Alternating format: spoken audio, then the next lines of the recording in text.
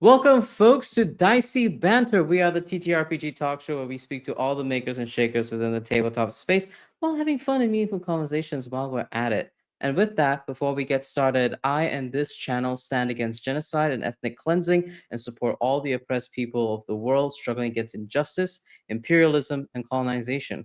Free DRC, free Sudan, and free Palestine. Hello, everybody. I'm Valiant Dorian. I use he, him as pronouns. I'm a TTRPG performer, GM, writer, Twitch variety streamer, and your host for this evening. You can find me all around the internet, Valiant Dorian, or also SpiritBear. Please enjoy that lovely treasure I just set you on. And tonight, I have the distinct pleasure of welcoming our amazing guest, Eren. Eren is a non binary TTRPG artist and creator who has worked with incredible IPs, including Critical Role. Eren, please introduce yourself to our audience here. Hello, everyone. It's a pleasure to be here. Yes, I am Eren Angiolini. As you perfectly said, I am a TTRPG illustrator.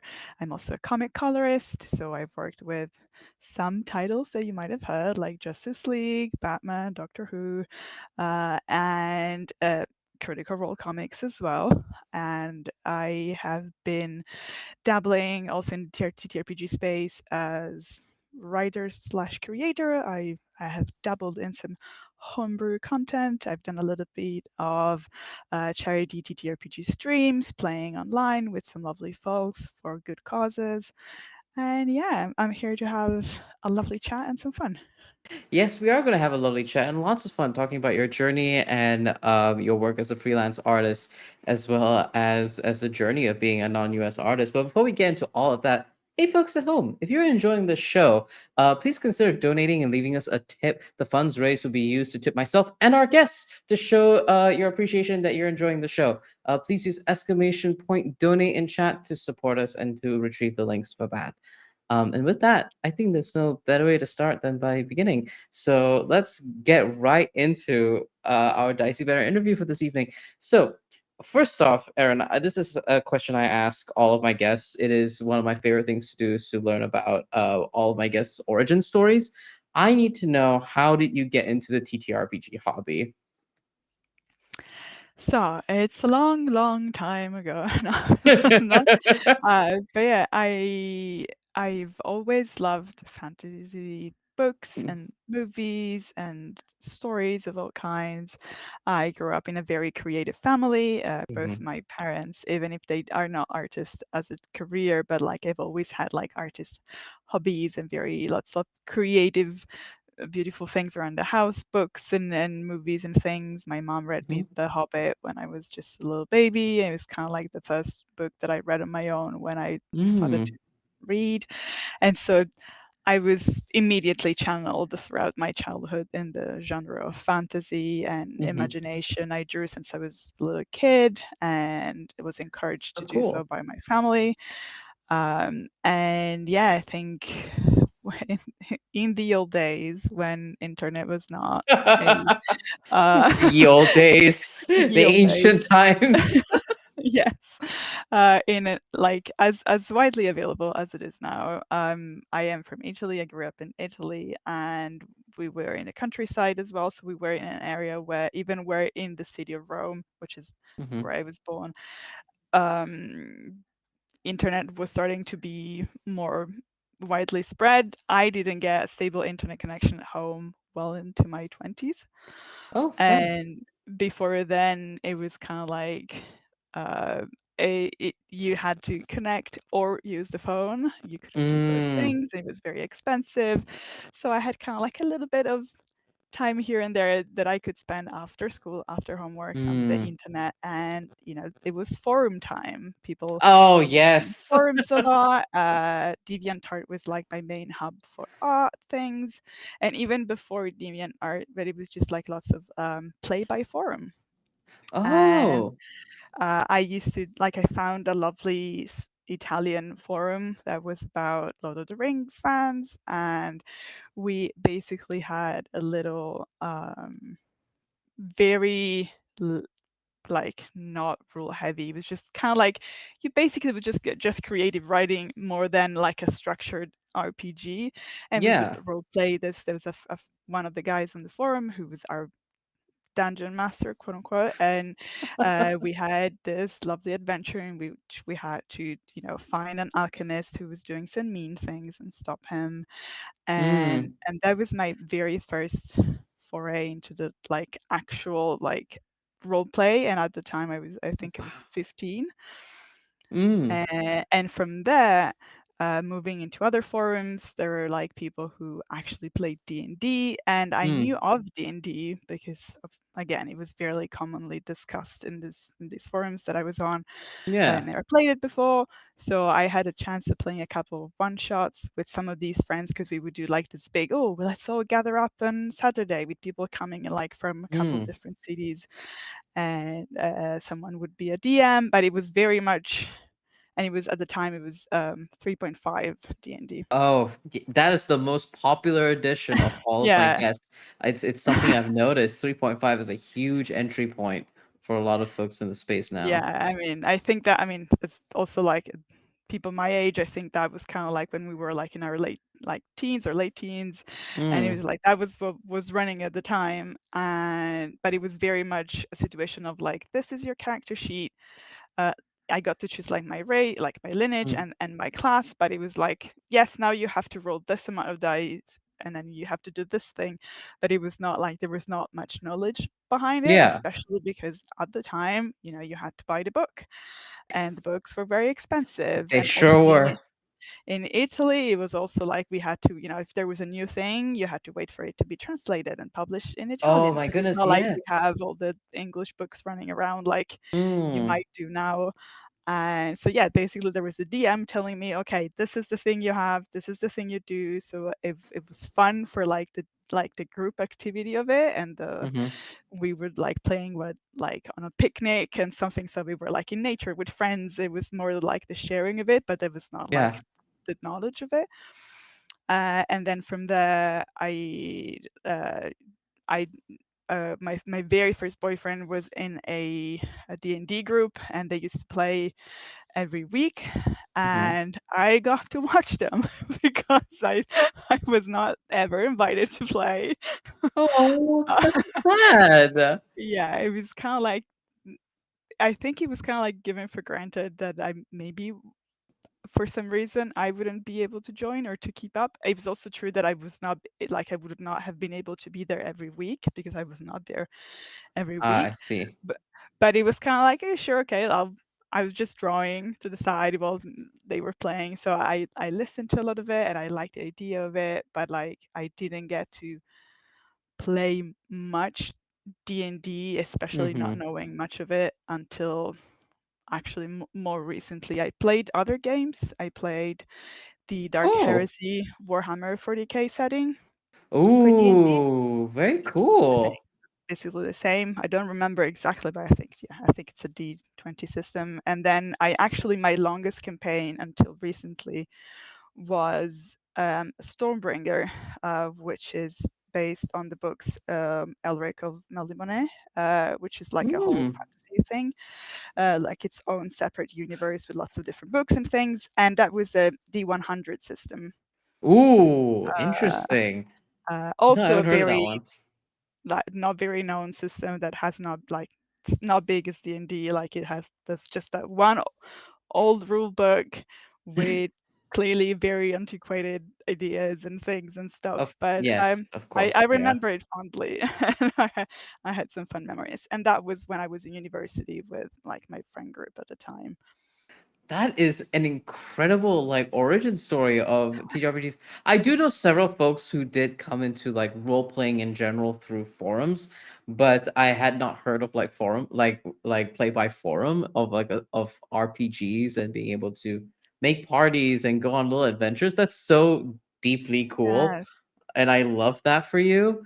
But you did say something very interesting actually about what you do when your boyfriend at the time would play D&D with all his mates. That you'd be drawing off to the side. That segues kind of perfectly to my next question. When did you've been an artist all your life? From it sounds like since you were very very young. How did that transition happen then from playing TTRPGs to deciding to work in art within the TTRPG space? It's actually been a very indirect and convoluted way because I Okay. I had been drawing since I was a kid. It's always been a big passion of mine, Mm-hmm. and I never like there was never like a period in my life when I thought, oh, you know what, I'm not gonna do this as much. But it was always a Mm. hobby because I actually studied languages my entire school career, and an Mm. academic career is in languages. So in high school, I studied languages, and then in university, I have a bachelor's degree in Japanese language and culture. Very cool. So my goal was to become a video game or game in general translator and localizer. Oh, wow. So that's Yeah. what I I was going for because I'd always loved doing art, and I had already like in my late teens, beginning of my 20s, I did do some commissions, and again, Mm. DeviantArt was the perfect place to kind of like It double. seems to be a thing for everyone Yeah, who starts in DeviantArt is that like commissions are not far behind yeah, from absolutely. getting a start in Uh, DeviantArt. yes, and so that was like something that I had always done, but in Italy, it's very difficult to do art as a job because it's not very well paid in general. There's not as many Yeah. opportunities as there are kind of like in the US and UK sphere of things. Because I think for Mm-hmm. most freelancers, that's kind of like the two areas that generate a lot of traffic and when it comes to job opportunities and things. And so in Italy, it was never like taxes are also less convenient for freelancing. And so I kind of thought, it's I can't really do that. And there is, it's a bit less now, but there's always an undergoing sense of like, what do you do? I'm an artist, okay, but what do you do as a job? Ah, And yeah. so, like, I see. sure, I know you like drawing, it's very fun, but like, what's your actual career? What do you So, like, I actually was, do? Yeah.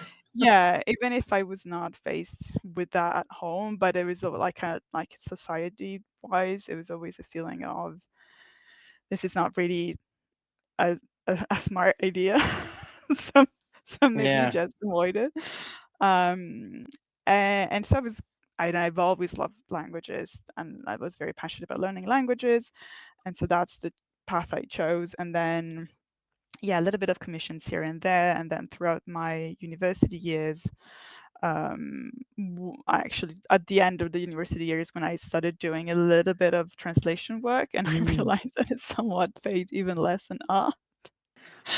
Oh It no. was just it would probably take, me even would have taken me even longer to get, like, a sustainable income doing that, and I would have probably had to take, like, 1 or 2 other jobs in the meanwhile, and whilst I was trying to figure out how that would work, um, I was doing a little bit more commission work at the side, and I also started collaborating with a comic artist who really liked drawing and liked coloring a little bit less. And Ah, so we started collaborating. He would draw a line art, and we actually worked back at the time on some of the Fate, um, the game fate system. system. Oh Yeah. wow. Oh, that's incredible. Erin, you buried the lead here. Whoa. Yeah, tell me It more was about back in that. the day. It was, oh gosh, it was one of the sci-fi something city. Oh gosh, I don't remember. I'm being very bad. I apologize. Hey, audience at home, But Google it. I have I think I have it, and also on another one, it was not the same. It's not the Faces. I think it was the Mutants and Masterminds. I did something for them, and then I did. Let me see. I should have it. Venture City. There we go. Venture City Powers and Masters of Umdar for Evil Hat Production, and Oh, then amazing. the Cosmic Handbook from for Green Ronin, and yeah, so I started working with this other artist, and we did a little bit of like these collaborations, and then he Mhm. was actually also coloring actual comics and not just like illustrations for different type of publications. And I realized whilst doing this like illustration pieces with him, I was like, I kind of like coloring more and more. Maybe I should try and get more into the comics side of things. Yeah. And he was very nice. He helped me a lot with figuring things out because he had already done more comic work. So he Mm.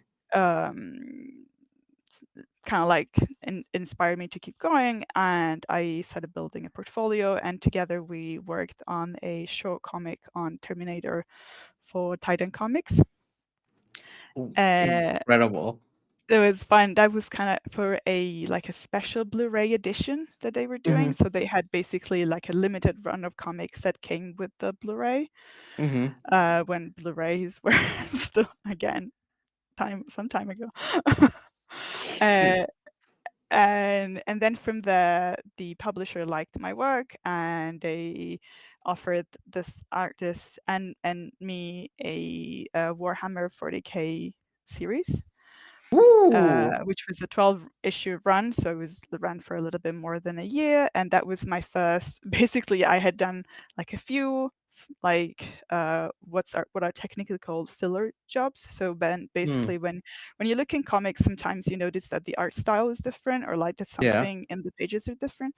That's usually because since comics are generally um, done and created on a very, very fast turnaround, I and see. often on a monthly basis.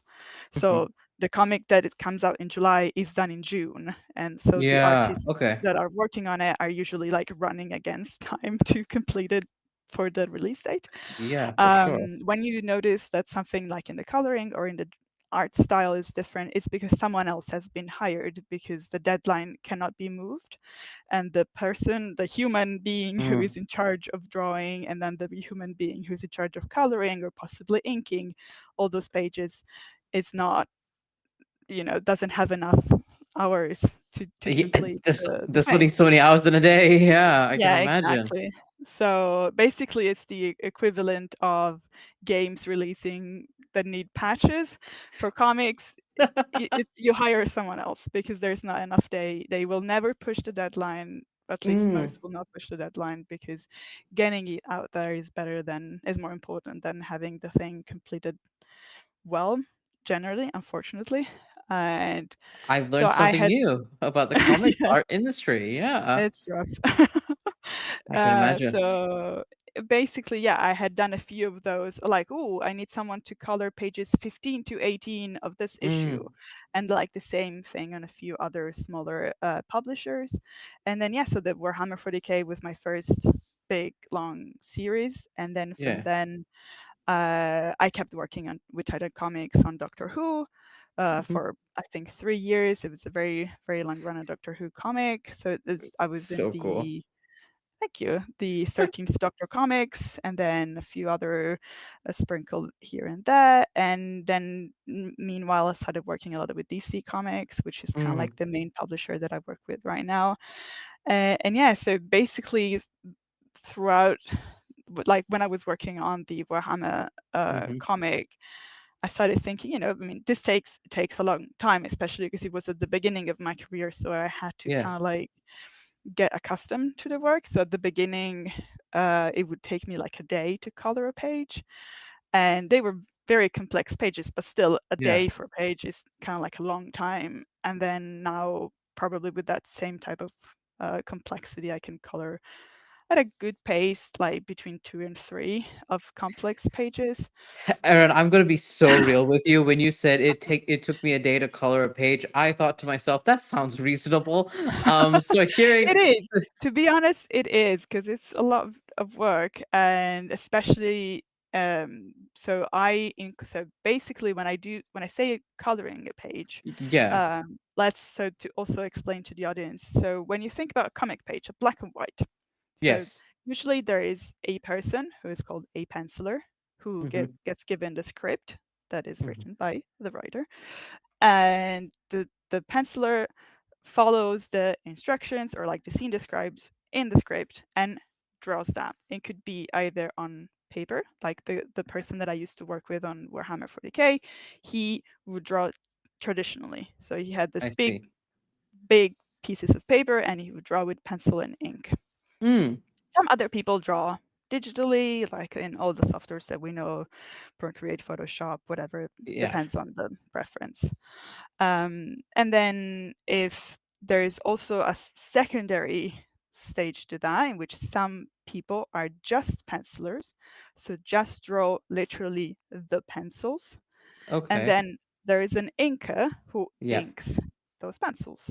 Yeah. That's less common right now. And again, it can be done by both traditionally and digitally. It depends on the, I would say most people, especially who work on the American market, are pencilers that include both the pencil and the inking. Inking. I But see. yeah, whilst for example in Europe, especially in France, where there is kind of like like the big authors that do comics, is kind of like seen as a more um, yeah, like a more elevated form, more than the Mm. monthly comics that come out very quickly. And like generally, an author is given more time to work on their own project, and many of the people who do comics for the French market are either full artists, so they write the story and they draw it and they color it all on their own, or maybe it's generally a writer and an artist who draws and illustrates all the Yeah. pages. But yeah, in the American market, it's usually someone who writes the comic, someone who draws the comic, someone who colors the comics, and Mm. someone who letters the comics. So just someone who puts the balloons in the text in a way that is easy to read, that flows well with the page, and that Mm. doesn't make you go like this to read all the text throughout the page. And that's how it comes together. That's, There is a sub step of coloring, which is mm-hmm. called flatting. And Okay. basically, if you think about kind of like a coloring book, Yeah. and you take your blue marker and you make all the sky blue and all the Yeah. leaves green. And then if you want on top of that, you can add some shading Yeah. and like make things 3D and stuff. Basically, the flatter or the person who does the flats is someone who gets hired by a colorist to put those Mm. base colors in, and in a way that is easy to select and not Mm. necessarily the correct colors. Like Superman might have like green screen and orange hair just because Yeah. it's easy to select, and then the colorist fixes all the tones and then paints all the shadows and the light Oh. on top of that. Oh, that's And so I'm learning it, so much it's about. a I'm a lot of big stuff. comic Yeah. nerd. I'm a big comic nerd, big DC fan for many, many years. I'm a Green Lantern fan first and Oh, foremost. nice. Yeah. So here, and my husband is an artist and draws a lot of comics and things like that. So I've heard like tiny pieces of knowledge, but it's like, oh, now I'm Now consolidating you're all of you're that. making a map. There Yeah, I you was go. like, ooh, there it is. No, that's deeply cool. And again, it's like it's so interesting to learn more about all of the work that goes into being an artist and in specifically the different areas that you've worked with. You've worked in TTRPG source books, you've worked in comics and comics art.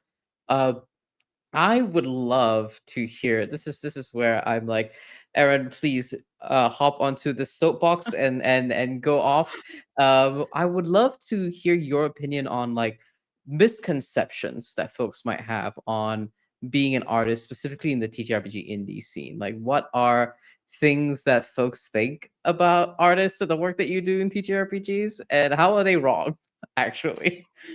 I think there is a few. I think in general, the biggest thing that I think applies not just to artists, but like the Mm-hmm. freelancers and probably freelancers in any uh, setting, any type of field, Mm-hmm. is that we don't work as much, or that there is the idea, which is correct, that we can set our own schedules in a way, as in like, oh, I wake up and I don't work until 10 and then I work until 10 at night, for example, something like Yeah, that. But like we do life set of a our own, freelancer. Yeah. yeah, we do set our own timetables, but that doesn't mean that we wake up at 12 and work for 2 hours every day and then just play video games for the rest of the day. Oh um goodness. there's a and I speak from direct experience, I'm sure for you as well and many of my friends.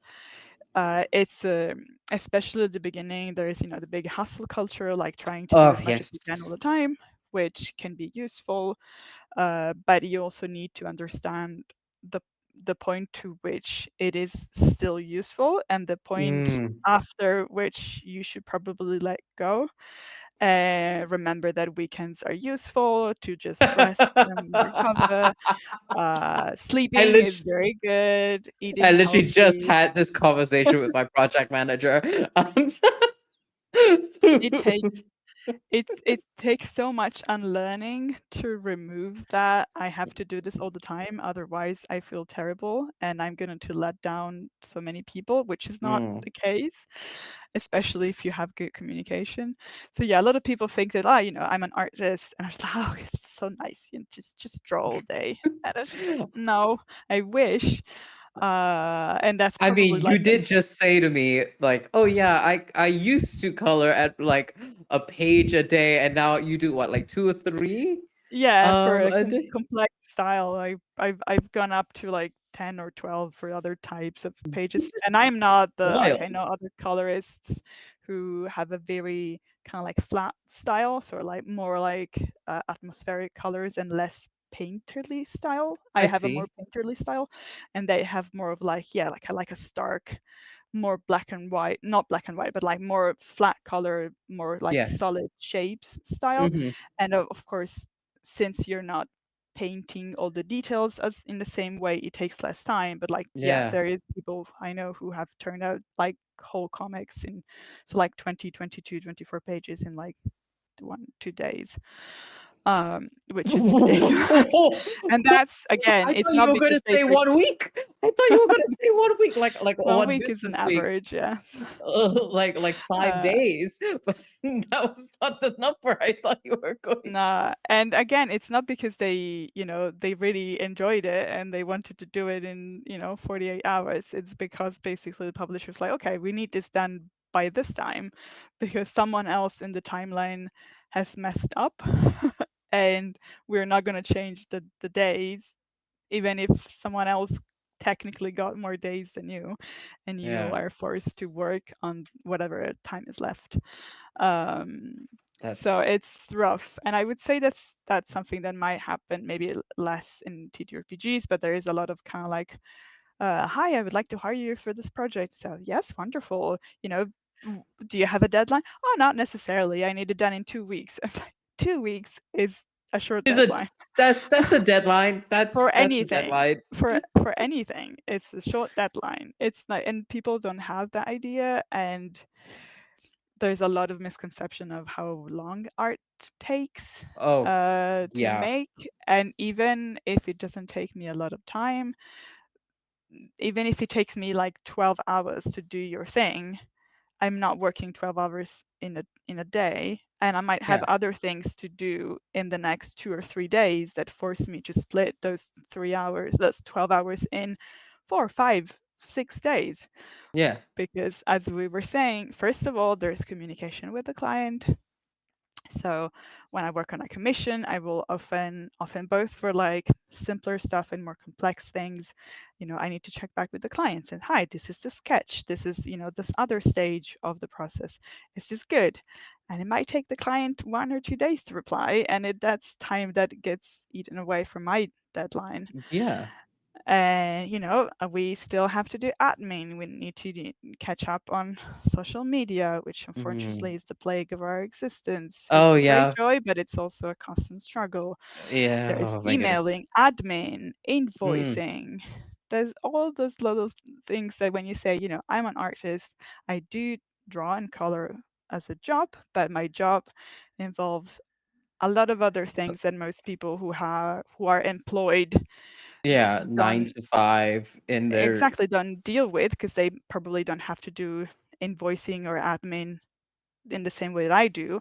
And then I have to do all the things that everyone does. So like eating, doing groceries, taking care of the house, people have families, and there's all Yeah, that stuff that also adds up. yeah, So 100%. Yeah, that's a huge conversation point of, especially of like expectations of TTRPG artists, of like communicating like appropriate deadlines, and paying for art. You're paying for art, right? And art is a process, and art is work and labor, and it should be compensated as such and respected as such, because it is work and labor that you are undertaking absolutely. in your working day. to Yes. complete for payment. I hope you don't hear there's someone who's cutting the grass. Oh no, I cannot hear it. Do not worry about it Okay, at all. okay, that's fine. Because I can hear it, so I just want to make sure you don't hear it on your end. Nope. And I would say another big thing that I've less likely I haven't had to deal with directly, but that I know circles a lot in the like in the industry and as a misconception is that since like people like me or other people, oh, you've worked with Critical Role or like you've worked with Wizards of the Coast, Yeah. you must be rich now because Mm, once you've done one job with Darrington Press or like you've mhm. illustrated this thing for Wizards of the Coast or Yeah. Magic the Gathering specifically or Pathfinder or whatever, like, oh, Yeah. you have worked with this big client, therefore you're set for You're life, and set. Yeah. that's not the case. Um, I have not worked for Wizards of the Coast or Pathfinder or Paizo or anything like that, but I've worked with Critical Role. They've been wonderful. They paid me fairly and they were wonderful to work with. But that doesn't mean that I have That they're a gonna call you up that I'm consistently. a Yeah. Legend of Vox Machina shareholder and now own, a percentage of their Prime earnings through whatever. Like it's a job like everything else. It's not. Yeah. And I've had the same experience chatting with other people, like the lovely Devin Brew, who's the cartographer for Critical Role. We had lovely chats about this, how everyone thinks she doesn't have to work anymore, or basically because she's Which worked with is Critical Role, deeply and so they're unfair. definitely set for life now. It's like that's But not how it yeah. works. Well, Doing I one Magic the Gathering card is not your pension plan. no, and that sounds like to me also just like a huge fundamental misunderstanding of like freelancing in general of like the it's not like not everything is like necessarily guaranteed. You don't hit a threshold and then you're done. That's like one of the challenges of freelancing is that Yes. you're consistently part of the freedom of being independent and being able to set a lot of the things that you want is you're the one that has to fetch a lot of the opportunities, consistently ensure those opportunities are coming in and reaching out. So that's just deeply unfair. And I can imagine I the unfortunate thing is I can imagine the voices of the people saying this about Yeah. yourself and Devin Yeah. Rue of like, oh yeah, they must be set for life, both of them. Like Yeah. they're big. Absolutely. You have over 30,000 followers. Oh, you must be sorted for life now. Exactly. Oh, you Like have, you have any type of thousands of followers online, you're set, and that's not the case. Like the no, number on a social, I would say 99% of cases that's does not represent an income increase or a yeah, stability or anything. There's lots of whoever is watching, most of your favorite artists who have like 50,000 plus followers on whatever hmm platform, they're not rich swimming in gold, and especially with the current scene on social media and everything just collapsing and yeah. it's They're just like even collapsing in real time, unpredictable in real time. Because yeah, with even in the height of Twitter in like 2019, 2020, like when people were actually more seeing results and payoff for their commitment to being online and being mm, cultivating platforms and everything, even then it was just like there's such a small percentage, kind of like with YouTube. There's millions and hundreds and thousands of people who post on YouTube. How many of yeah. them are covering their bills with their YouTube videos? Not many. Not many, no, and it's such a high threshold before you're able to do so, Yeah, consistently in a way that because it's not just like, oh, I earn big bucks from this one interview. You need to ensure that revenue is coming in consistently, especially since yeah, with YouTube, just like with other social media platforms, your content has a shelf life of maybe a week, yep. before it disappears into the ether of the algorithm. Yeah, Um, and then of course there's all the issues with, words that you can't use and being demonetized, and it's all messy and just like, yeah, platform randomly announcing, "Oh yes, we're gonna use everything you do to train AI," and people just I rightfully scream. getting a bit worried about that. I scream into the ether about that. Absolutely. Christ almighty. I mean that segues. I mean one of the questions I was going to ask was about the challenges, but talking about the misconceptions has kind of also birthed a lot of the challenges that you face. I mean, with the rise of AI in your field and honestly in every field, I'm staring at the black hole of AI. We don't support AI on this channel. We don't. That stance should be immediately obvious. But in case you're new here, that's my stance. No, thank you. Support your artists, your creators, your writers, your actors, and performers. Please. It'll be far more better If use of not, your that's the finances. door. That's the door. Yeah, out that door. Out that door. Go. Be gone. Find the closest door to you and just go. An exit. Amazing. I mean, okay, so we can talk about all the challenges, all the difficulties of being an artist, being a freelancer in an indie niche industry. But you've had an incredible journey. We talked about for the audience at home, Aaron and I did speak about like areas we wish to speak on, and I did know that they worked in so many incredible IPs, but hearing your journey here during the interview is a completely different experience entirely. Surprise. You've had an incredible journey, and I'm incredibly happy and proud that you were able to experience that. And you had a wonderful experience working with Critical Role, who is, spoiler alert, a huge platform here at TTRPGs. I don't know if folks know about If you that. haven't heard about them, you might want to check them out. You want to check out Critical Role. Would you like to chat more about your experience of working with Critical Role and all these other big IPs and landing your dream gigs? Yes, of course. So, funny enough, like I think many people who maybe had been circling the TTRPG space for a Hmm. while and hadn't delved into it because of like various reasons, T- Critical Role was my way back like into TTRPGs. I see. So yeah, so after university I stopped, or like yeah, midway through university I stopped playing TTRPGs for a very long time, for like Hmm. 10 plus years.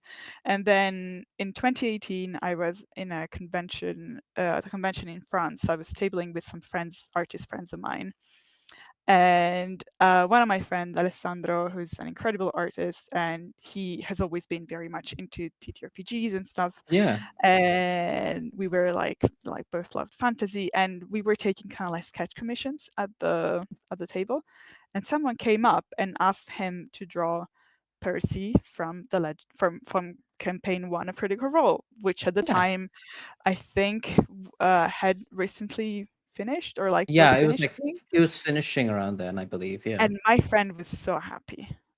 I was just like, "Oh my god, yes, Percy! Oh, but," and I was just like, "Who's this Percy? And like, what's this?" And my friend was like, "Oh yes, it's Critical Role. It's so good. You have to watch it. It's on Twitch." And I was like, already, I was not too familiar with like, it's Yeah. on Twitch, and it's a podcast where they play D&D, and I was like, "How does that work?" Because I'm used to the visual image of like 4 or 5 people sitting around Si- the table throwing dice for something that is kind of like half improvised. And just like, how does, and he told me it's a podcast. So it's like, how does a podcast about people playing D&D work? Mm. I was like, oh yeah, you should totally check that out. I was like, okay, well, I'll keep that in mind. And every once in a while, I was just like, yeah, maybe I should check that. And then I started seeing it more and more on my Twitter and like coming up. And I was just like, I really have to check this thing out, because it's, it's so many people like it, so many artists, and Yeah. as we know, like the artist community was a big leverage for them to get, more popular. And so I started watching Vox Honestly, Machina. artists are the Yeah. backbone of any fandom, and I will say Oh that yeah, here now. Artists, absolutely, all of you, far and wide, you are the backbone of every fandom. Um, absolutely. and fan artists of Transplane RPG, we love you very, very much. Thank you so much. Anyway, yes, you were saying on your shirt. I Oh just felt yeah, like that needed to be I said. think it's always important to say yes. Um, but yeah, so I started watching, and I think at the time, I think probably was late 2019 or around 2019 Mm, when I started watching. So they were into campaign two. mm. So I started watching from the first one, and I absolutely fell in love very quickly. And like I think I watched the entirety of campaign one in probably, I don't know, the span of 6 months or something like that. I did the Yeah. same thing with campaign 2 in 2020, so you're so valid. And yeah, and then I kept going. I caught up with campaign two, which was running. I think by the time I reached, they were kind of like, yeah, I think halfway, just over halfway, Mm, campaign two. And I started doing some fan art here and there. I collaborated with a couple of people who had drawn critical role art, and I would color it. And like many people who mhm, work with critical role, that's how I got on their radar, essentially. mm. I did a series that's probably what people might have seen online, called What If Critical Role. So the What If Yes. Machina, the What If Nine, and a What If Health recently, in which I redesigned the characters as different classes, Mhm, and I posted it online, and a lot of people liked that. And that was yeah, in I think in 2020, because it was a way for me to not only practice character design, which is something that I mhm. loved, but I didn't have a lot of time to do because I was working like super full time in comics in Yes. 2019 and 2020. And so I thought, you know what, I'd like to do more commissions, but I don't have a lot of samples. So I did this fun art series to kind of like have fun, but also have like more examples of my art to go around and do more Yeah. TTRPG commission. And it's kind of like how I got more into like the specific TTRPG Yeah. field for art. And so those started going around, and then I think 1 or 2 years later, I think a year later, they started doing comics Mm, for Critical Role. And so I was trying to keep my eye on that. A lovely friend of mine, Diana Souza, who's one of the colorists on currently the Vox Machina Origins I series, was and like, I also, recognize that name because yeah. I've seen that name on the cover of these comics. Yes, exactly. So Diana started working in, I think, 2022 on the Mighty Nine Origins, and then recently Mm, on the Vox Machina Origins. And so I sent her a message and say, hey, if you are not uncomfortable with it, would you be willing to give me the email of the editor at Dark Horse, which is the comic mhm. publisher that produces basically the comics of Critical Role, as in like prints them, not finances them, but like Yeah. physically prints and distributes the Critical Role comics. And she was like, yeah, sure. This is the address of the editor. Feel free to reach out. So Mhm, I wrote to the Dark Horse editor and just like, hi, I'm a huge Critical Role fan. I would like a chance to work on their comics. I work with DC Titan Comics, and like I gave them my resume. I was just like, kind of like, I'm not no one. I've done some work. This is my portfolio. yeah, you've done the Yeah, work. Yeah. this is my credentials. And they were like, yeah, sure, beautiful work, absolutely. And 2 weeks later, they emailed me and said, hey, we have the Not the Brave graphic novel that needs a colorist because the person who's going to color it before had to step away from the project. And so they were looking for a new colorist, and I had just like Mm. freshly emailed them. They liked my work. And so that's how my first work for Critical Role related things were on the comics, That's which an was a huge goal. That's an incredible journey. Honestly, a dream journey of being like a fan in the Yeah. community. Um, Once again, artists are the backbone of every fandom. Being able to like contribute as a fan would and partaking in the culture, and then being able to work amongst them and Yeah. do the incredible work behind with the content and the pieces of media that you love. That is amazing. I wanted to ask you then, before we wrap up and go into break, I wanted to ask you about your work now, not just as an artist and a freelancer, but also as an artist mentor. You very eagerly share and network your skills over to young artists. You've got an appearance in Gen Con coming up, I believe, where you're about to network and give some more advice to young artists. I would love to hear your what advice you'd love to give to young artists who are wanting to break into the space and land, and in the future land their dream gigs. I know, first of all, I know that at the moment it might seem a little bit daunting of a task, even more than usual, because of Mm, course, with these social media platforms being absolutely unreliable as they are at the moment, yes. is it's kind of like a few years ago, it was not easy, but it was a bit more straightforward. Just, like, oh, post online Mm, regularly, find your niche, and your niche will see your stuff. And now it's kind of like you have to play the algorithm game in a completely different way, and platforms change constantly. And there's weird billionaires who take weird decisions about such platforms. oh Um, God, yeah. so it's a little bit discouraging. And then AI, of course, it's an added, you know, scary thing that is waiting around the corner. And I think in general, something that I tell, and I had a lovely chat with a group of people from a art school, and they had like a concept art club in their Hmm. school, and I had a lovely chat with them, and Very lovely. cool club to I, have. yes, they were all very like super motivated and interested. And something that I told them is, in general, if there is something that you like drawing, I do that. So I know it might Yeah. sound a bit silly, but like if you really enjoy, doing character art, or if you really enjoy environment art, or like if you really Hmm. like drawing monsters, hone your skills in the thing that you like the most. Hmm. And that means if you like drawing anime style or like manga, do that. Luckily, I think the very old school thought of like, oh, anime will get you nowhere, or like manga will get you nowhere, is slightly just like slowly dying off, because that was a thing, Yes. like especially when I was younger, it was kind of like, oh yeah, but if you draw this, you're never going anywhere. Yeah. And um a lot of people, had difficulties, especially, yeah, growing up when trans and non-binary identities were not as like well known Y- online. Yeah. It was less of a thing to be, excluded because you were queer, because you probably either didn't know that you were, or you were not talking about it publicly. Yeah. So it was less evident, but there was lots of like misogyny, or like, oh no, women can't do comics, women can't do games. Luckily, that is, it's still a struggle. There is still a lot of things that need to be improved, but it is getting better. And Hmm. luckily, I think the internet, that is one of the things that it has helped with, to Yeah. bring more opportunities to more people, no matter who you are and Yeah. how you present and how you interact with society. Does not have to influence your Mm. skill level, your, professionalism.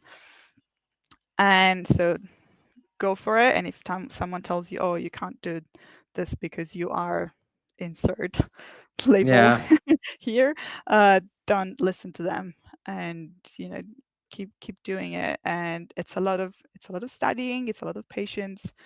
It Mm. is a long run game. It's not like you're going to be, I have lots of people who message me online and like, oh, your work is amazing. I'm a beginner. Can you give me some tips? And it's a little bit difficult, because I'm like, Yeah. I know nothing Where do you about who you start? are, Yeah. what you want to do. And sometimes when people try and like give me a little bit more information, or like people ask me, when did you start drawing?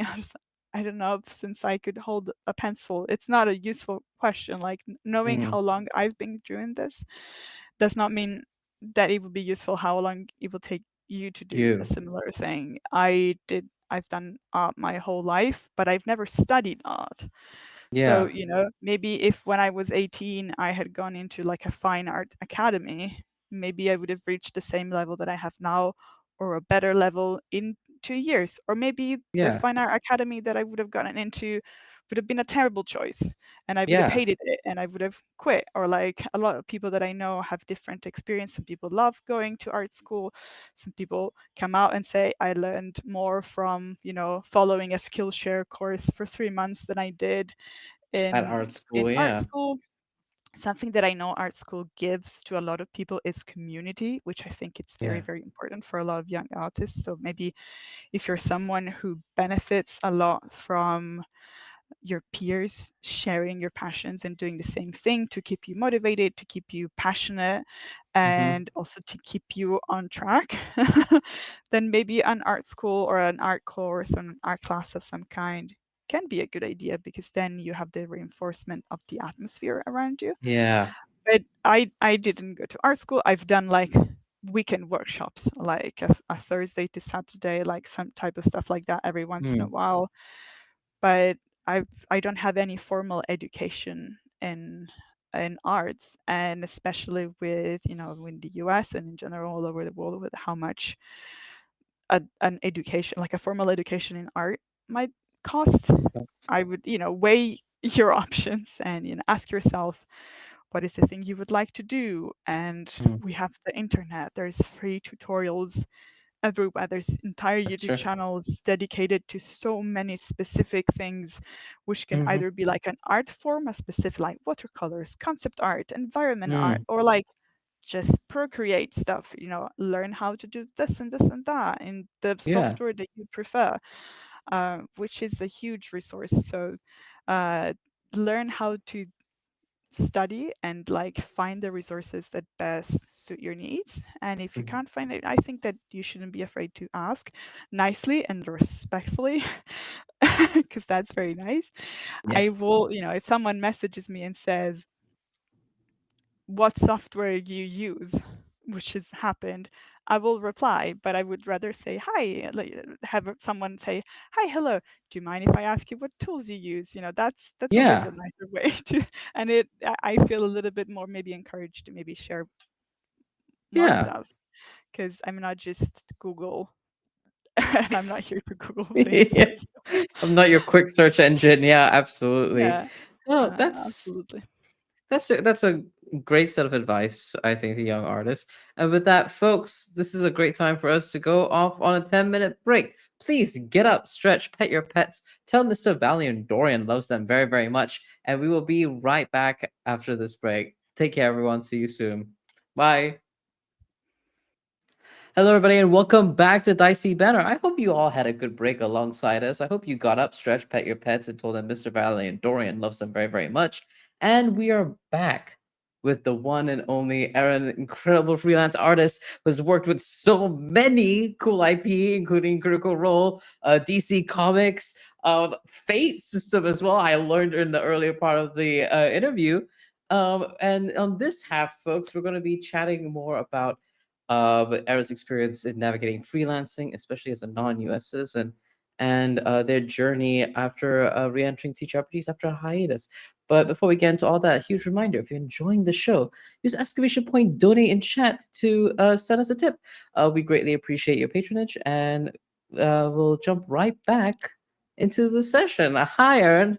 Let's talk about freelancing. Let's talk about working as a freelancer. We kind of touched a lot on it in the first half about the challenges and misconceptions about being a freelance artist, but you have an additional level of nuance, complication that comes with freelancing, where you are a non-US citizen, similar to myself. So, as a non-US citizen, would you say that the way you work in freelance, navigating that the U.S. market as a non-U.S. citizen is different from the work you do locally, or significantly different from your U.S. peers? Would you say there is a difference? I would say so. I think this applies specifically, or at least not specifically, but even more so to my comic work, Okay. because and maybe slightly less now in the uh, post height of COVID, but still pandemic era, Yes. where a lot of folks who don't live in the US, Mm-hmm. or even folks who don't live in the UK, like me, have don't have access, or don't have as much access, or don't have easy access to conventions. And Mm. conventions historically have been a way for a lot of folks in the comics industry to network and find contact. There's always been a big yeah, like a big culture of going to conventions and talking to editors and portfolio reviews and Mm-hmm. things like that. And I think that also still happens in the TTRPG space. Like you get to talk to publishers, or like publishers and on a big or smaller scale would approach artists maybe who are tabling at conventions and say, hey, Mm-hmm. would you have a couple minutes, or like, here's my business cards, let's have a Yeah. chat. And of course that not everyone who lives outside of the US can afford to fly into San Diego Comic Con or New York Comic Con or Gen Con Yeah. or Heroes Con and like any other big con, or even like smaller conventions. And of course, even fewer people can afford to table at conventions. And what I mean with tabling at conventions is when conventions, you generally have like the companies. So you have Yeah. either the publishers, or you have kind of like bigger like shops or companies and brands who will pay to have a table, and they will sell their stuff, which can go from like comics and books and artwork, games, Mm-hmm. to like the t-shirt stands that you see, or like the merches, the mugs, the keychains, the things Yeah. and stuff like that, to the independent artists like me.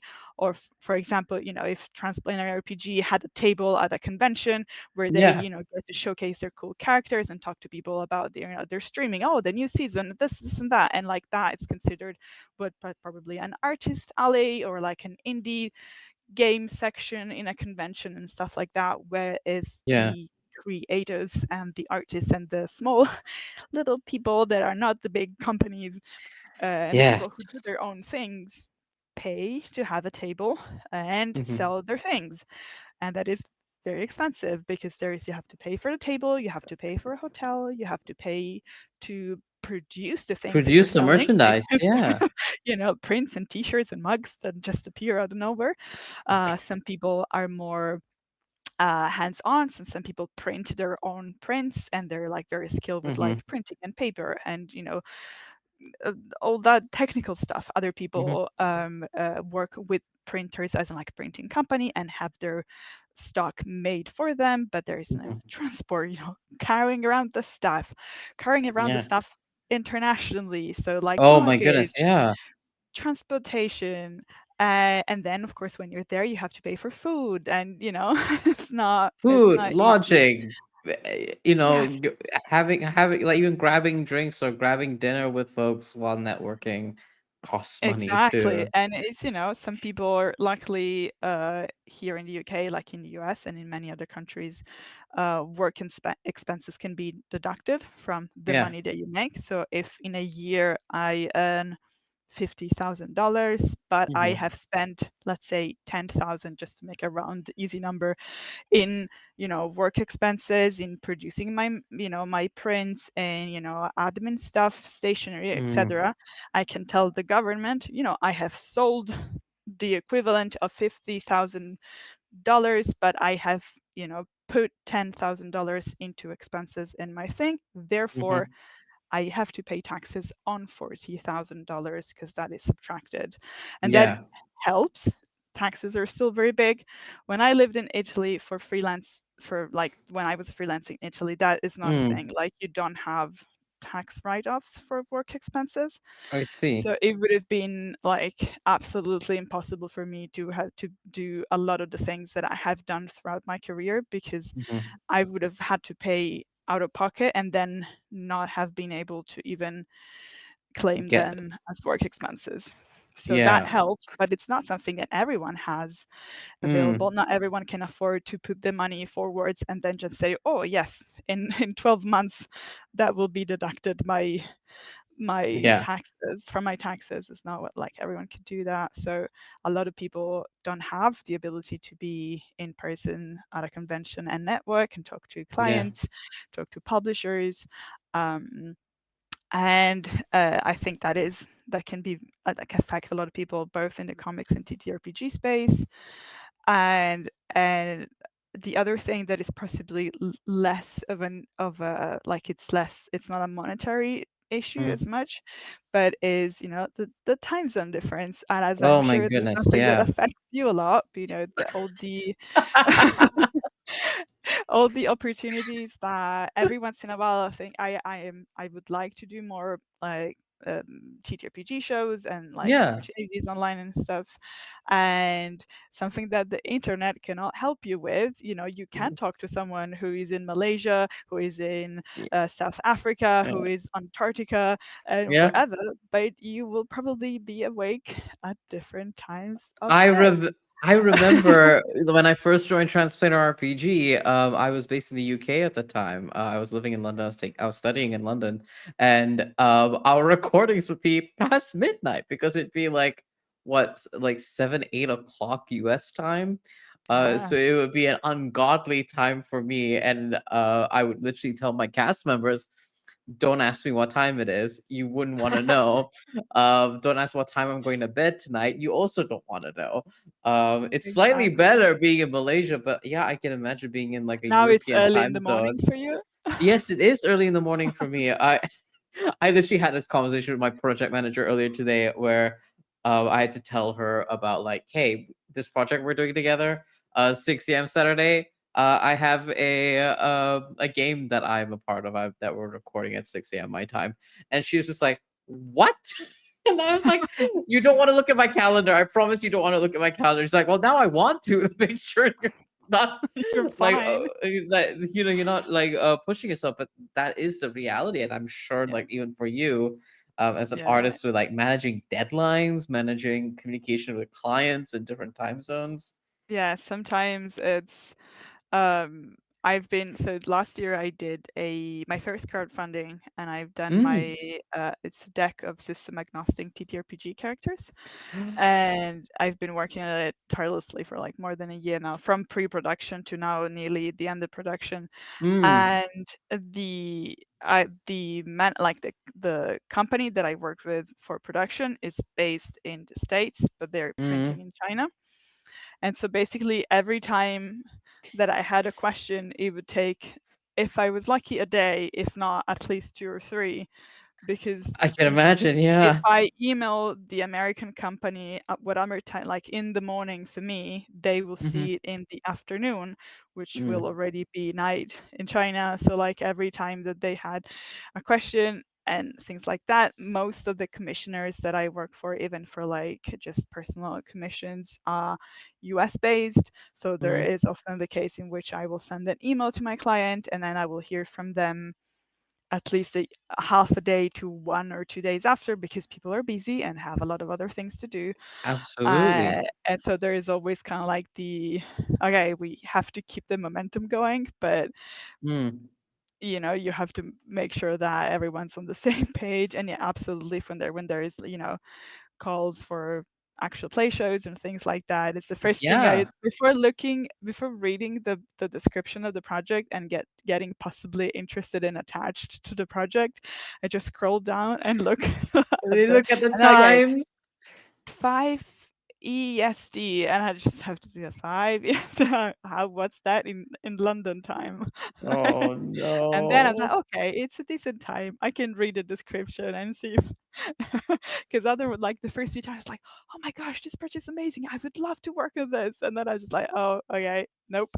So I I just scroll down until I find the time, and then I consider if it's doable or not. Oh my goodness. Um, that is a note for me to note later that actually you are in a time zone that is feasible for both me and you. So we might have to talk off interview about a thing that Yes, I have got planned AP wise that might be something you'd absolutely. be interested in. But yeah, anyway, cut this out, future Val. Anyway, I know that there's so many challenges. I mean, I had to navigate taxes, US taxes again Oh after a gosh, couple of that years. is After a luckily that is couple, something, yeah, that I don't have to deal with. I know from friends, like I know like from looking online and things like that. I know how incredibly difficult that looks, my and I husband just and I know like, hired a CPA. We literally could not be bothered. oh no, I married a US citizen this past October. And congratulations. Thank you so much. I love being married. But it was Me too. literally yeah. And then, and then tax season rolled around and we were like, oh Val, you also earn freelance money. So we gotta we're filing jointly. Time to navigate the hellscape that is taxes. But with all of that, all those challenges of being a non-citizen, with freelancing specifically, how does being a non-US citizen impact you as an artist and the work that you're able to do? Do you see a significant impact or impact that maybe folks don't even think about when thinking about folks who are not based in the US? I think that uh I've had like issues when like some people have like given for granted that like we were like, oh, you're here or you're there, or like some in Mm. like, oh yes, we can do a call at this time, and I'm just like, no, sorry, I basically give for granted that everyone that I'm talking to is either from the States, or like if I know that they're in Europe, I will know immediately. Like when I follow someone, especially as someone like, because yeah, like as freshly still new to the UK TTRPG scene, because I moved in the UK in Mhm. 2020. And so like I have like tried to make like conscious steps towards knowing more people in the like UK scene.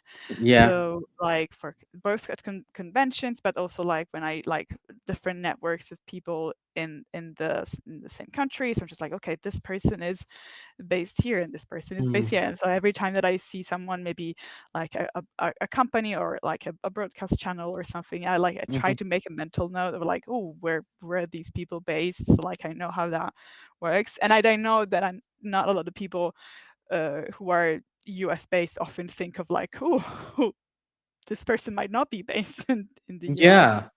And luckily, I don't have any like financial issues with that, Yeah. because I'm a sole trader in the UK, and luckily I also pay professionals to help me with my admin stuff, because Yes. if S you can't, and this is going back to the artist tips. If it's something that you can afford, I would very much recommend hiring a professional.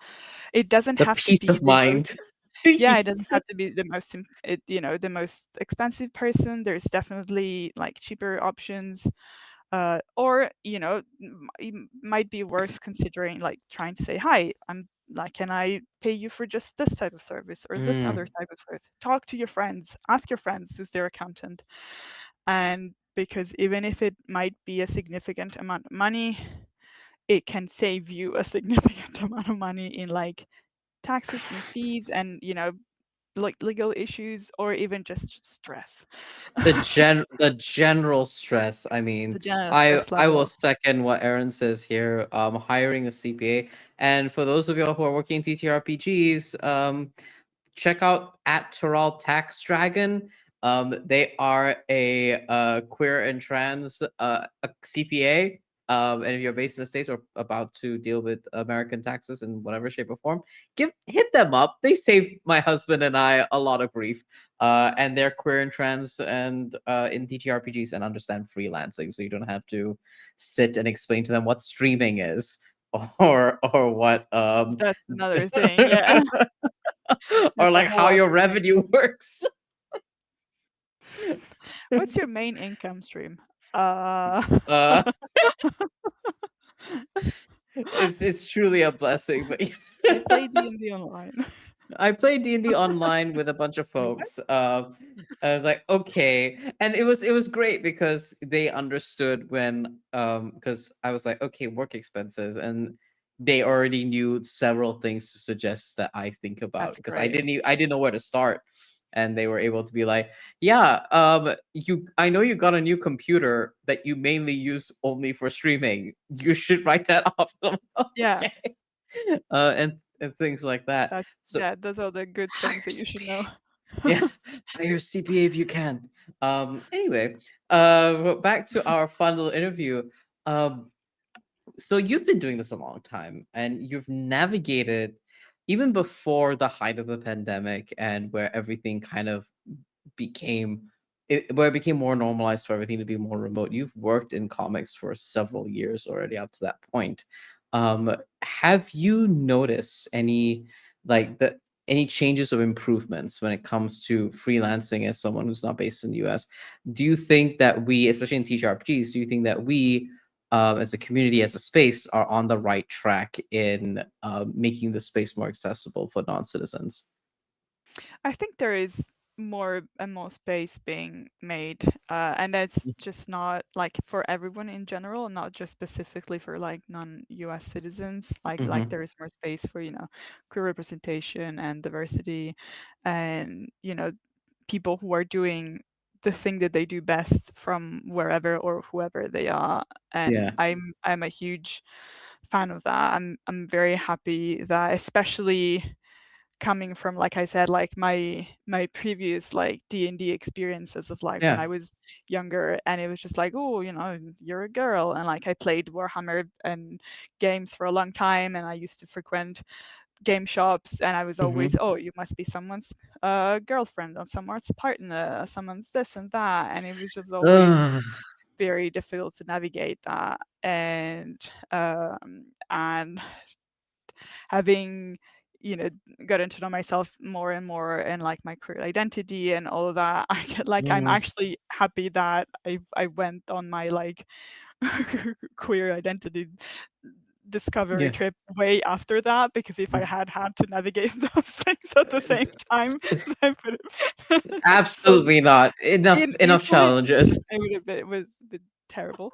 Um, and so I'm actually like, I do think that there is more space being made for everyone. I recently, actually, just I think a few weeks ago, I was in a charity stream with a Roll for Good, who is a group Oh, of yes. lovely people, yeah, who are Europe based, or like mostly Europe based, and like non-US Mhm. in general.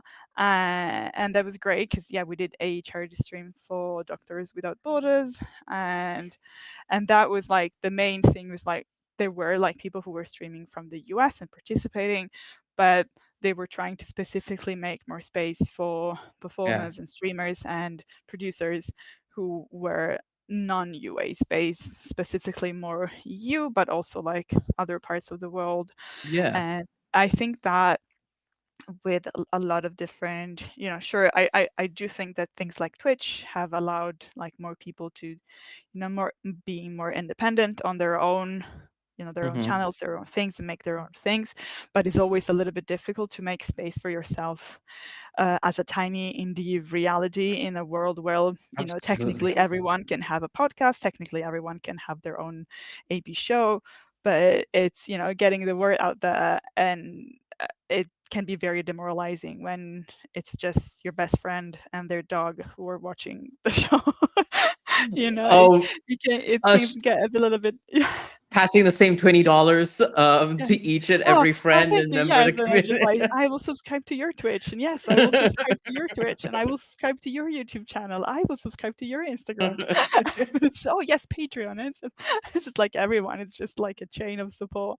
Yeah, I must say, absolutely. at least likely, I think the community is very supportive, and like the small Yeah. realities and things like that.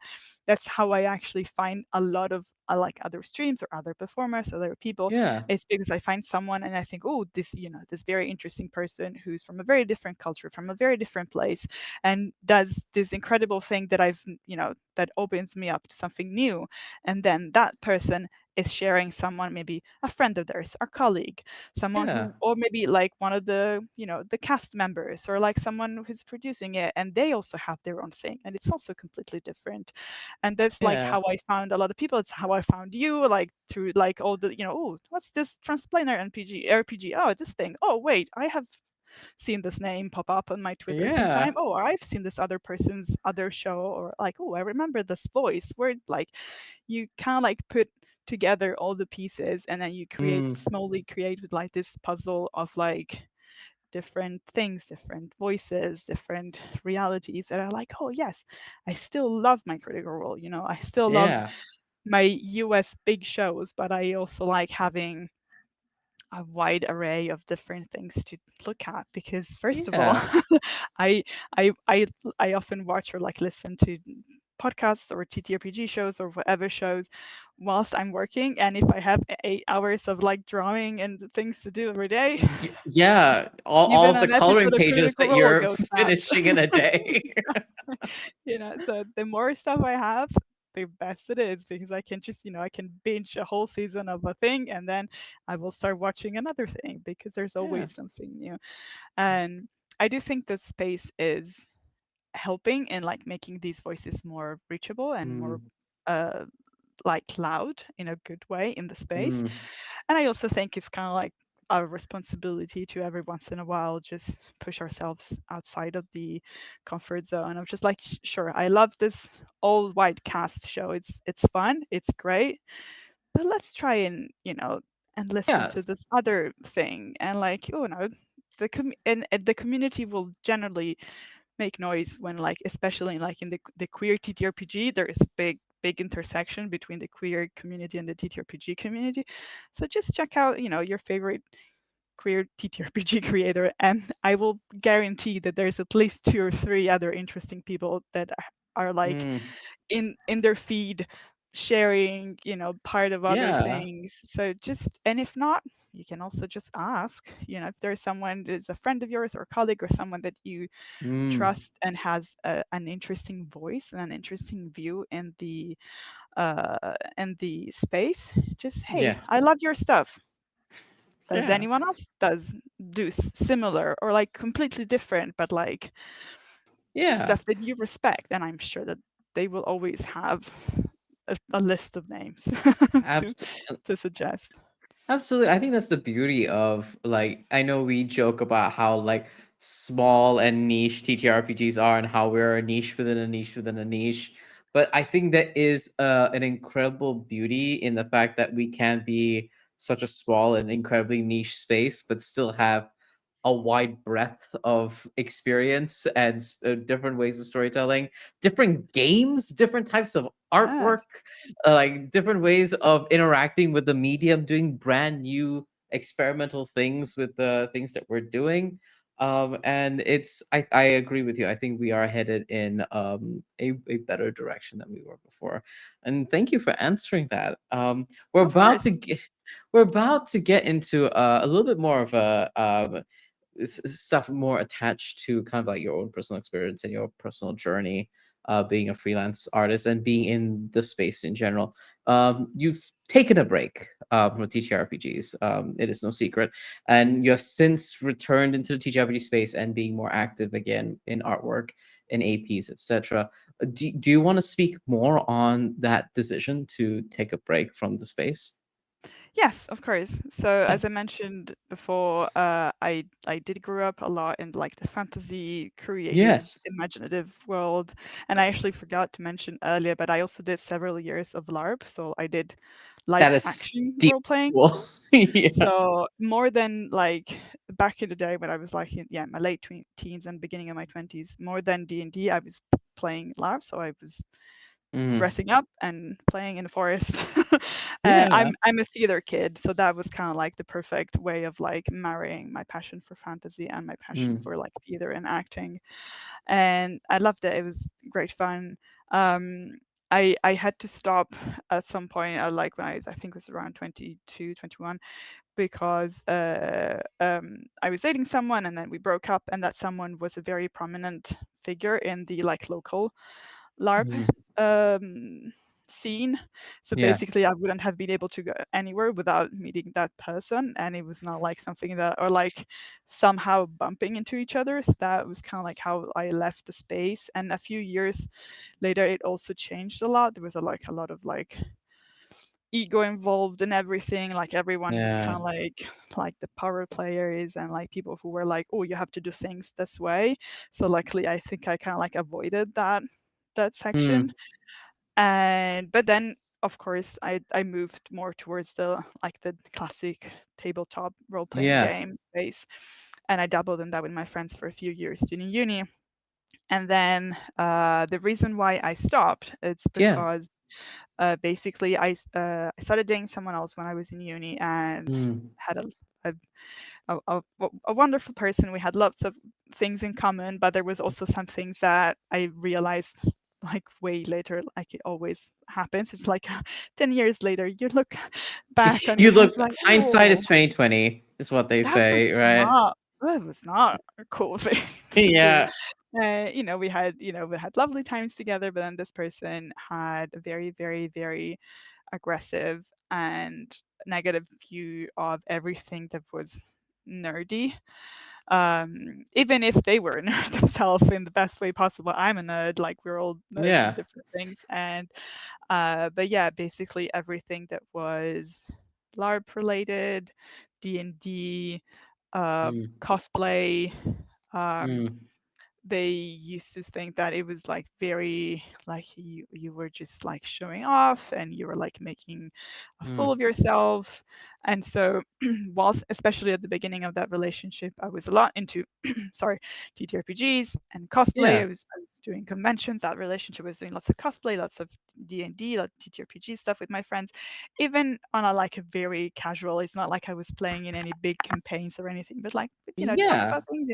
I played video games, and that person also played video games, and that was not a thing that they ever had a problem with, which for me was kind of like, right, Interesting. but like anime and like especially like yeah, cosplaying, dressing in a, like corsets, which was a thing at the time I used to wear a lot, and I'd like Yeah. it made me like feel very good about myself. But it was kind of like, oh, you're trying to attract attention. You are, trying to be the center of attention. You're making a fool of yourself. And like, oh yeah, all these people who play D&D, it's like it's nerdy, stupid. Look how how Mm, cringe they look how dumb this is. And it was just like at the beginning I was kind of like ignoring it and mm. still like doing the things. Maybe like we wouldn't, or like if I had done something that would have been classified as like not good in their eyes, I would just not share about it. And Yeah. then it slowly kind of like also with like the end of university, like I was less exposed to some of my like D&D friends or like nerdy friends and stuff. And it became very much like I've been told repeatedly, like, well, if you do this, you will lose points Mm. in my ranking. Which, if I think about it now, it's just like, what does that even mean? Like, what do you What mean does that I that have even mean? Yeah. points? But at the time, I was young, 20 something, and like many of us, was looking for Yeah. validation and support. And so I was just like, okay, so I'll just not talk about it as much. I will just not do it as much. I will not make time for this as much. And then from being someone who I'm actually, and people sometimes get weirded out by this, but I'm actually a very introverted person. I'm at like one of those introvert extroverts. Well, ambivert. Uh, Yeah. yeah, and I people often like I had someone once at a convention where I was on a panel and I had a lovely time. We chatted, made lots of jokes, and I had Mhm. mentioned how I was an introvert. And at the end of the panel, this person came out to me. It was like, "There's no way you're an introvert. You just did all of that on stage." And I was Hey, like, hey, folks at home, that's not for you to decide, "That's not for okay? you to decide." That's not for you to Uh, decide. I'm just gonna do a public service announcement. How folks decide to like label and identify themselves is not any one of your business. And I'm so sorry you had to deal with that. That's fucking yeah, bullshit. No and one should I was tell just like, you who you are, actually. yeah, Anyway, yes. and the reason why I was able to do that is because, I grew up very, very shy. Like I would always be the person in the corner not talking to anyone. I Yeah. definitely am not that person anymore. And the reason why is that my theater teacher, was a person like one of the people who absolutely changed my life. And she was Mm, like, you can do this, you can do this and that and whatever you want. And I was just like, okay. And like she helped me kind of like come out of my shell in mm. and so the reason why I do well on stage and why I like acting, I like being in the center of attention, is because that theater experience that like completely flipped Yeah. my way of just like, I'm doing this for the passion and the fun. And it's not the attention, it's not the eyes, it's just like the fun and the creative side of it. Yeah. And so all of that I had cultivated throughout, my years in theater and high school, and then LARPing and then D&D and all of that, basically I slowly let go of it to the point that it kind of like reverted back to like This is the stuff Mm, that I shouldn't show because then people will think I'm silly and people will mm, think I'm dumb because I was, for 4 years and a half, I was told mm. this is silly. This is, Yeah, people will think less of you if you do this. And so, if you keep hammering the nail at some point, the picture will hang on its own yeah. without being, and so even when that relationship ended, like for years, I felt like very, oh, yeah, I remember D&D. D&D was fun, but there's no way I Mm, can do that now because I don't feel like I could, I also added to the in the meanwhile, mhm. fourth edition had come out and then the fifth edition had come out. It's just like I don't even, I already didn't know the game much. Yeah. I am not what would be considered the standard white male Oh nerd my playing goodness, yeah. D&D. So I already like I had the experience of playing Warhammer in a male dominated world, and I knew that I wouldn't be the Mm, most welcome, or at least I had the preconception, because especially in Italy, it's also a little bit more, we're a bit behind on a lot of these yeah. things. And so just like, I will not know the rules. I will Mm, not have someone to kindly, mm, welcome mhm. me again, because many of the friends that I was playing with at ages before were like everywhere else. Like we had drifted apart. It was a different Yeah, life. We were like 10, 15 years had passed and stuff. So it's not like I have my little group of nerdy friends and we can all learn this thing back together. And it's like I yeah, can't just show up in a physical space and be welcome, because I will feel like I'm being alienated, and like my preconceptions and what I thought would have been other people's preconceptions of it. yeah, So I like for many years I stayed away from TTRPGs, stayed away from a lot of video games because I'm like, yeah, oh, I'm not good enough to play that game. And if I play on easy, everyone's gonna make fun of me because I'm playing whatever game on easy instead of playing it like everyone else does. I played League of Legends for a long time, and then of Ah, course it was that's the usual of like initially I really liked it, and then everyone would ask me if I was a girl.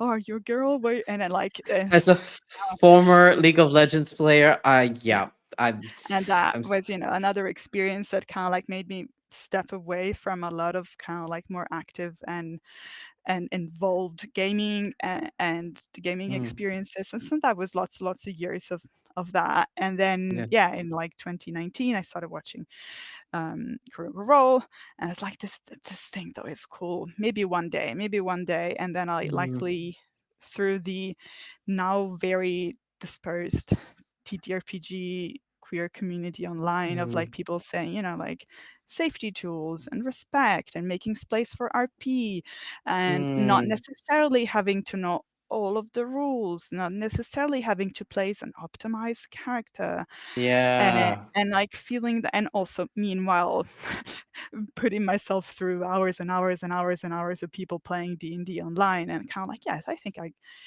don't know the manual by heart, but I know how a combat turn works.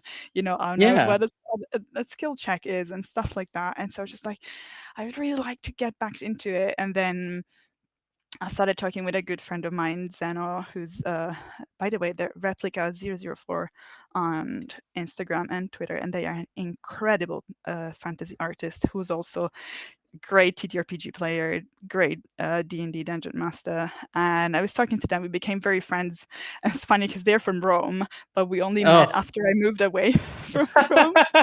So it's like, of course, we've been in the same city our whole lives, and we never known about each other until the moment I left. It do be that way sometimes. I only met a bunch of Malaysian game designers when I was in Big Bad Con of all places, where I was like, you're Malaysian," and they live so close by. A couple of them even picked me up for Oh, a nice. game designer meetup.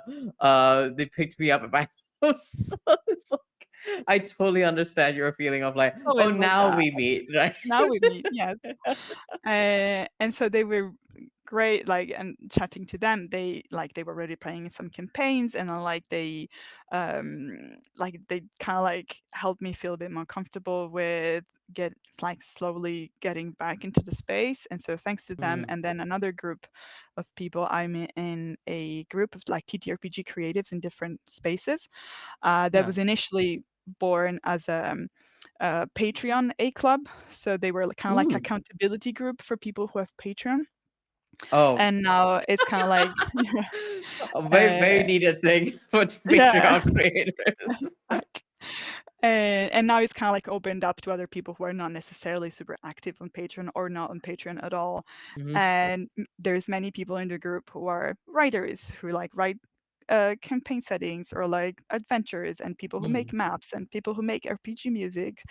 And so we had been talking about, oh, we should do a one shot one day. We should do a one shot. And so last year in August, I finally played my first Mhm. game after 10 plus years of hiatus, because I was with these people from the TTRPG Patreon group that I Mm. know and I knew I could trust. And it was a small group, it's just four of us, and including the dungeon master. And so we did kind of like Murder on the Orient Express type of story, but set on a Ooh, very spaceship. cool. And it was very fun. And I think a couple of weeks later, I played my friend Zeno DM'd a one shot that became a couple of game shots, because from the Yeah. Radiant Citadel D&D booklet, Yes. which is so good.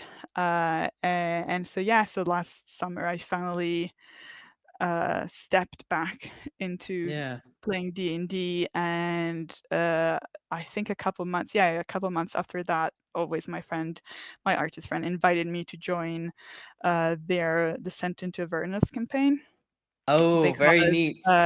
yes, because and it's a long running campaign. It was already two years and a half in, Holy sh but one of the players had to leave because he's graduating. Well, Mm. he's finishing. He's becoming a doctor, so he's a bit busy with stuff. Oh, And can so he was imagine. leaving, and it was like, oh, we need a new player. And my friend was like, oh, I know this artist who they want to get back into playing. They're great. And we already, by playing in their one shot, we immediately understood that like we were playing the same way. We had like the same Yeah. ideas of how to role play and how to structure games and stuff. And so so I've been playing with them, and I've done a couple of like charity streams here and there. And I've been writing my own homebrew little things here and there, and my system agnostic deck of NPCs. So it's kind of like it all came from Critical Role. We love It I made mean, that's Yeah. several folks' like introduction into TTRPGs, and Critical Role is what like pulled you back into Yeah. TTRPGs. Yeah, it really did, because it was like and I know that it can like Critical Role can set very high unreachable standards for a lot of people, of like not every game is going to be, and not every game should be Critical Role. Like not every Yeah. DM should be Matthew Mercer or play like he does. Yeah. There's a million types of ways, different ways to play TTRPGs, and it's good that there is. And please don't ever put your tables through, oh, like this is not like Critical Role, or like you're not Yeah. Matthew Mercer or Brennan Lee Monaghan or Brie Iyengar, or like who, whoever it is your DM of reference. There Yeah. it's not that. It's like finding the people that you you click with, and the balance that there is between the people at the table. And Yeah. I'm very lucky with my group, because I think we're all very, very aligned. Yeah. And uh it's nice. I think I had a very funny experience, like I think a month and a half ago, in which I woke my husband up during the night as I was playing D&D asleep after a very intense game that had ended very late at night. So I Yeah. went to bed, and I was like still fully fired up. Yeah. And apparently I woke him up as I was like rolling dice and doing stuff. Oh my goodness. Oh, my husband can relate to that for sure. But that's the joy, is it? It's the being able to like share in community, roll some dice, enjoy a story together, and building gorgeous, wonderful memories with one another. And I guess as we begin like wrapping up on our interview here, I wanted to ask you like one last question here of how do you feel now? that you have returned to TTRPGs, back in it after so long being away. How do you feel now? Oh, thank you for asking. I feel good. I like it. I missed it. I still have things that I'm working through, and like every once in a while, I still have the oh, is this too much? Like, am I exposing Yeah. myself too much? Am I showing too much of like Mm, the emotions, the thing, the silliness, or like yeah. the two? There's the two sides of like the emotion and the silliness. Like, am I being too Mm, too into this? Am I being too emotional, or like am I being too silly? But luckily, I know that, and I think this helped a lot. That I probably, even if it took me a little bit of time to get back into it, it helped that I took care with it, that I yeah. didn't just like join a random Discord channel and jumped in a game with strangers, Yeah. because that would have probably been, or like, oh, I'm never doing this again, or at least I'm not doing this for another 5 to 10 years. Who knows?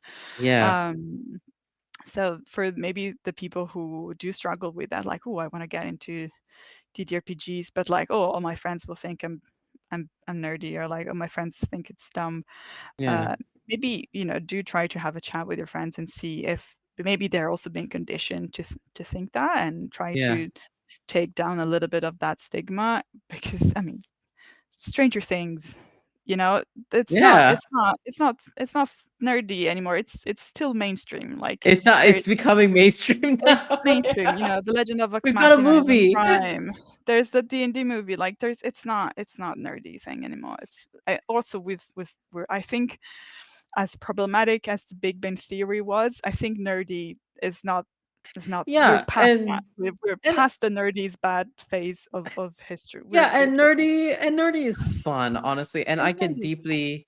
I can deeply empathize with you in your journey, especially with an ex, because I did also have an ex around the same time of year, it sounds like, which is deeply unfortunate. But I did have an ex who was also pretty similar, who thought that everything like nerdy was bad and a poor reflection of one's like character was how far he Yeah, went I'm with it. sorry to hear Oh that. no, no. All thank you very much. But I'm mainly saying this to deeply empathize with you and know that I get where you're at, and I'm so glad that you found your space, you found your people, you found aspects of the hobby that you're really, really excited about, that you work in, that you get to work with these incredible folks, whether it's Critical Role, DC Comics, with other TTRPG products. I know that you have TTRPG character art packs on your Patreon. Like it's amazing to see you blossom and be able to partake in this and joy.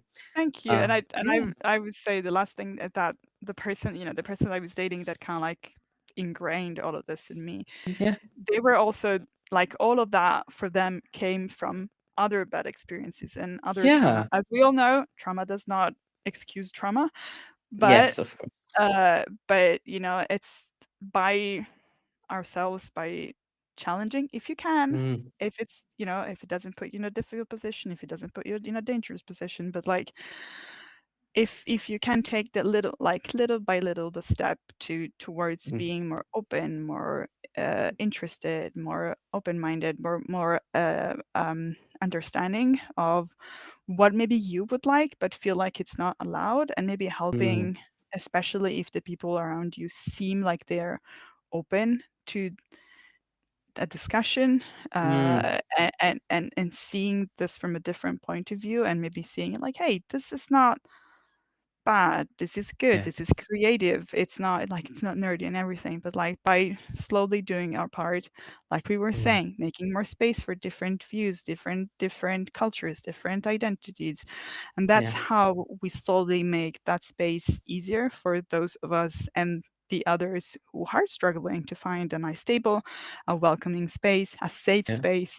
And it's, if you're talking to someone who says, oh, safety tools are bullshit, well, don't play with them. yeah. Exactly. They we don't want them at our table. And, if they're like, "I don't understand this thing," maybe, if you have the Yeah, spoon, maybe there is a chance to say, "Hey, this is a useful thing. We can use it yeah, in this, in different levels." So you don't have to do all the right things mm, immediately. You can test the things that work for you and then don't work for you and integrate them in your Mm, tables or in your games that don't have to be D&D. They could be yeah. any game. You can Hmm. be a tabletop player and play any kind of thing. D&D is a huge game. Yeah. Try something else. There is so much out there, and you can try both things at the same time and mix it up and change the game. There's no right way to play Absolutely. D&D or any other TTRPG. So just take the time and allow yourself, if this is something that you feel interested and passionate about, Mm. to make time for it and yourself. Absolutely. That is beautifully said. I've got nothing to add. All that was amazing. Thank you so much for being here and for being a guest on Dicey Banner. As we begin wrapping up, thank you for being here. Thank you for being one of my amazing guests and chatting and sharing all of your wisdom with us.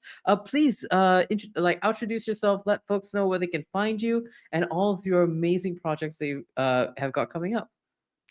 Yes, so I am Eren Angiolini, and you can find me on Twitter and Instagram and on Blue Sky and on Kara, the That's a new new one. thing that Yeah. everyone's using now, at Eren Angiolini, and you can find my site, erenangiolini.com, and all of those things are generally linked, like whichever you find, you'll find all the other things.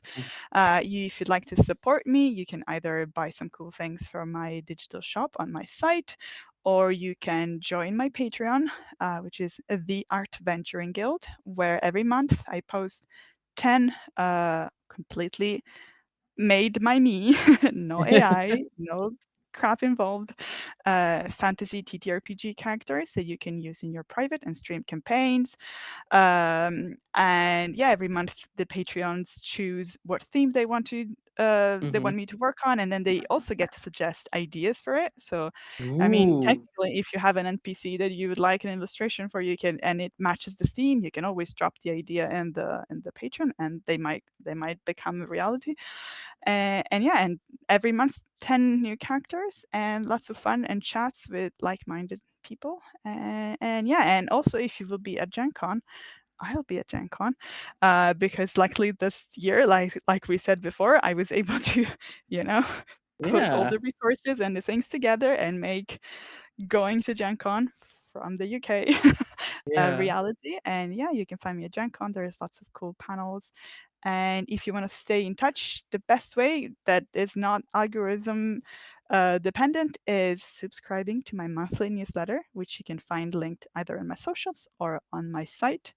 And yeah, and you can get direct updates from me every month. And also like offers, and you get to know where commissions are open in advance. So you get discounts and lots of cool things. Yeah, please go and support Aaron and all those things. All the links will be in chat. You can also use exclamation point guests to get all those links and grab them right now and go and follow them and support them on all the platforms. Thank you so much again for being a guest here on Dicey Banner. I'll quickly introduce myself. Hi everyone, I'm Valiant Dorian. I use he him his pronouns. I've been your host of tonight's Dicey Banner. I'm a TTRPG AP performer, a Twitch variety streamer.